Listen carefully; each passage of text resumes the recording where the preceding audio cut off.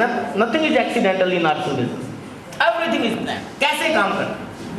पहले 5 साल 2006 में टीसीजी ने कहा कि हमें पहला चरण हम पूरा कर चुके हैं। पहले राइट का निशान पहले 5 साल 2000 से लेके 2006 तक, सॉरी पहले 5 साल 2006 से लेके 2011 तक दूसरे 5 साल, और 2011 से 2015-16 तक तीसरे 5 साल।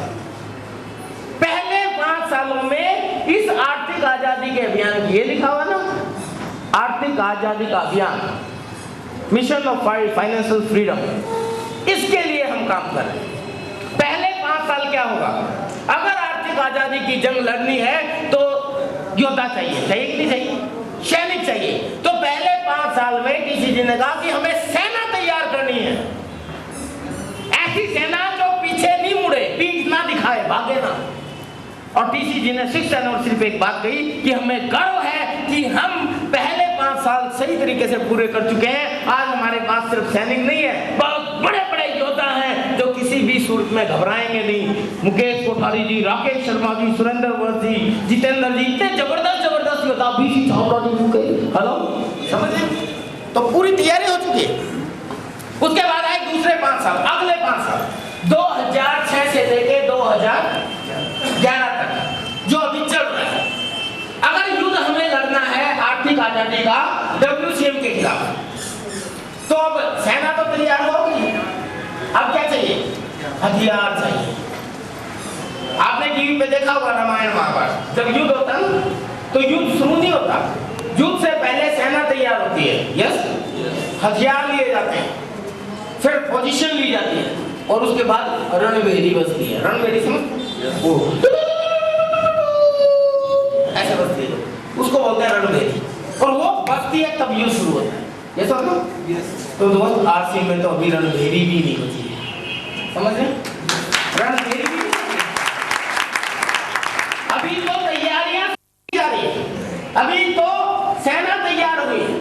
अब 2015 तक हथियार तैयार किए जाएंगे, हथियारों की धार तेज की जाएगी। क्यों? क्योंकि युद्ध लड़ना। हेलो, घबरा मत जाना यार, हमको काम खराब हो जाएगा। अब ये हथियार क्या है? आरसीएम के हथियार क्या होते हैं? WCM के खिलाफ आरसीएम के हथियार, आरसीएम के प्रोडक्ट, यस। और आरसीएम के हथियारों की धार तेज का क्या मतलब है?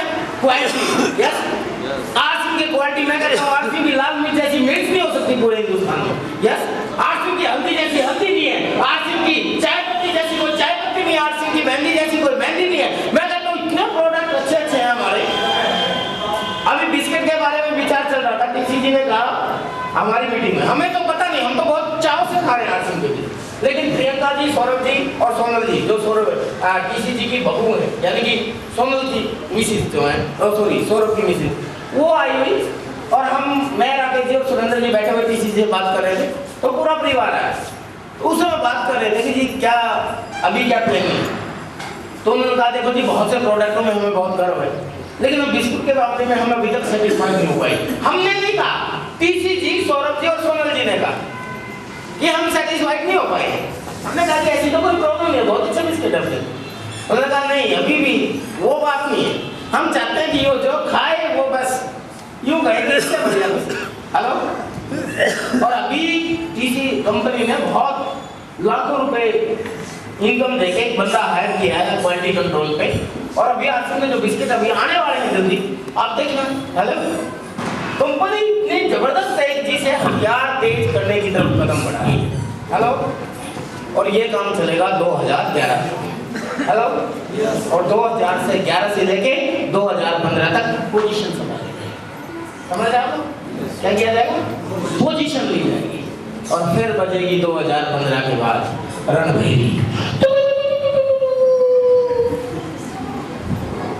तब किसी आदमी को प्लान समझाने की जरूरत नहीं पड़ेगी। 2015 के बाद लोग अपने आप आएंगे। हेलो, ये हवाई बातें नहीं कर रहा, क्योंकि उस समय तक तो आरसीएम के मेगा मार्ट हो जाए, किसी को बताने की जरूरत नहीं है। उस समय कंपटीशन होगा दूसरे मेगा मार्ट में, कहीं बिग बाजार का मेगा मार्ट होगा, कहीं विशाल का मेगा मार्ट होगा, कहीं किसी का, उनका आपस में कंपटीशन होगा।